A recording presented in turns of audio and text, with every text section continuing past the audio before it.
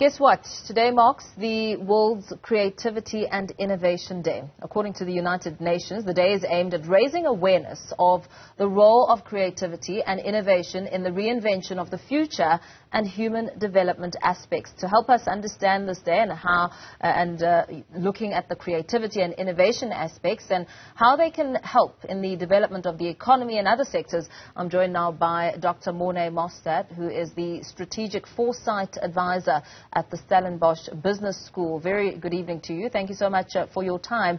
Today is World Creativity and Innovation Day, a special day to acknowledge, even though there may not be an actual understanding of creativity. Why is this day, why does it have a place in the calendar?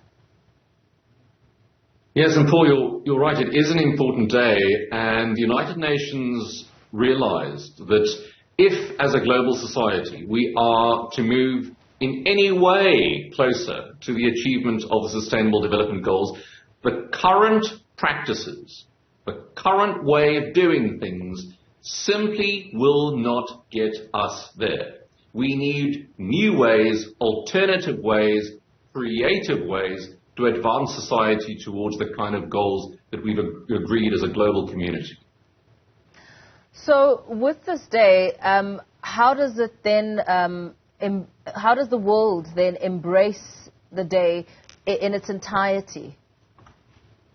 Well, many of the United Nations days have a kind of inspirational dimension. It is really a call to the global population to consider these concepts in more detail. And the way to do it is really to say, well, what does creativity mean for us as a country, or for your business, or for your family or your sports team, or indeed for you in your mind?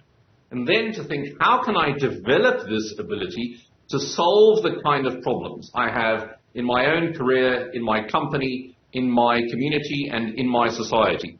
And when we look at the extent to which that is done, I would say in the South African context, in fact, it's not that we're not creative, but our creative expression does not compete globally where it should. So, for example, in the Global Innovation Index, South Africa ranks around 61 in the world. Bear in mind, we're about the 33rd largest economy in the world. When you look at our social problems, you look at our economic problems, you look at our planetary constraints, it's clear that we're not playing to our potential when it comes to our creative intelligence. And where exactly is it all falling short?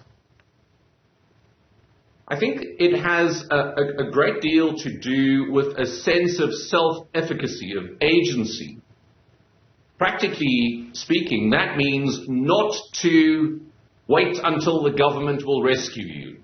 It means that as a society we need to advance rapidly towards the idea that citizens and entities like businesses must, in a way, save themselves. And that requires originality.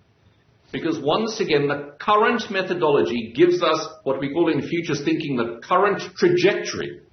In other words, as your mother used to say when you were a teenager, if you keep going like this, you're very unlikely to get to where it is you're going.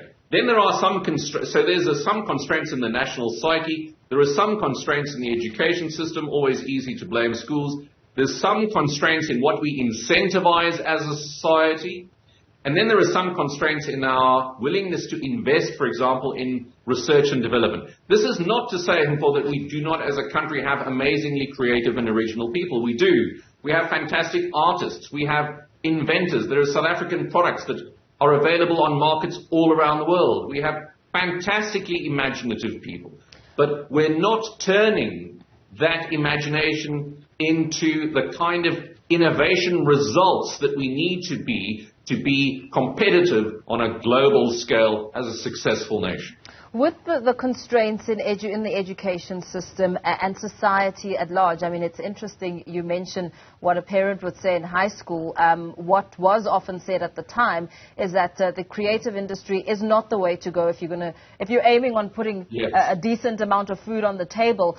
how have things evolved, just looking at the perceptions around creativity and the leaps and bounds that have been made to really ensure that there is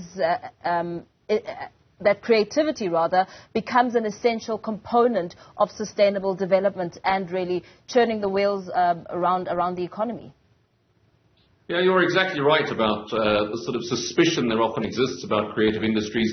The sort of famous joke about that is, I said to my mother, when I grow up, I want to be an artist. And she said, well, you cannot do both. You have to grow up or be an artist. But there's an enormous amount that we can learn from the way that artists think, by the way. But perhaps it's useful just to think of that innovation process as distinct from a creative process. And one way to think about that is that innovation is the process by which we turn creativity into value. Turn creativity into value. And that means, if you're a business, it means, let's say, profit or reputation or whatever it is that you're after. If you're a society, that social value may be social mobility or social cohesion or whatever it is that you aspire to, or greater equality. And so when you use that as a lens, and you say, well, in that case, how successful is our economy?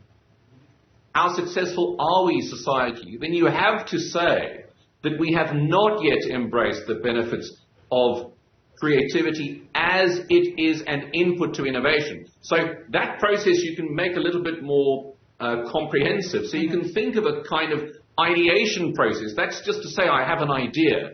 Well, that doesn't give you any value yet, neither commercially nor socially. That idea has to be connected meaningfully to other ideas in a sustainable ecosystem, both a green ecosystem and a business and societal ecosystem. From those connections, you then have to make a selection based on a few things which I'll quickly mention. Yeah. Firstly, you have to think, are these ideas viable? Could they come to life?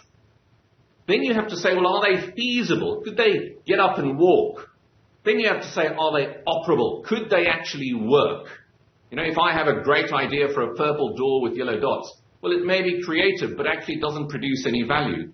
And then finally, is it profitable? In other words, does it deliver the kind of results we need as a society to advance us? And once again, I would call on the South African society to develop a sense of agency, of self-efficacy, and then to think about our education institutions and do what many other leading European countries are doing, for example, to make these competencies explicit in the school curriculum. That is beyond inspiration to competence in creativity. So what would it take then? Are we talking about reinventing the wheel or just thinking more outside the box? Yeah, actually the wheel is a bit outdated now. Mm-hmm. We need to, if not reinvent it, at least think beyond it. Yeah. As a starting point, we have to accept the premise, Paul, that we cannot get where we'd like to go with incremental improvement. Think very simply about the population growth rate and the economic growth rate and contrast those two developments. And then think about whether current planning is going to have a breakthrough disruption on the relationship between those two metrics. So in other words, if you continue on the current path where you make small incremental changes, we can see from 94, for example, looking back, of course hindsight is much easier, but looking back now to 94, you can say, well, small incremental changes every year really won't ever get you where you have to be. So you need something that we all used to have when we were children, and that's imagination. Yeah. And you need to imagine what we call an alternative future, because the current future is utterly undesirable. What that means is that creativity is really no longer optional. It's not something you do at Apple or Google or somewhere else. It has now become a matter of survival, not only for our society, but also for our planet. So we need imaginative futures, creative alternatives to our current trajectory. And that means making very difficult decisions. Yeah, absolutely. Thank you so much for this discussion. We're going to have to leave it there for now. Creativity is no longer optional. it's a matter of survival. Thank you for that chat, Dr. Morne Mostert, speaking as today marks the World's Creativity and Innovation Day.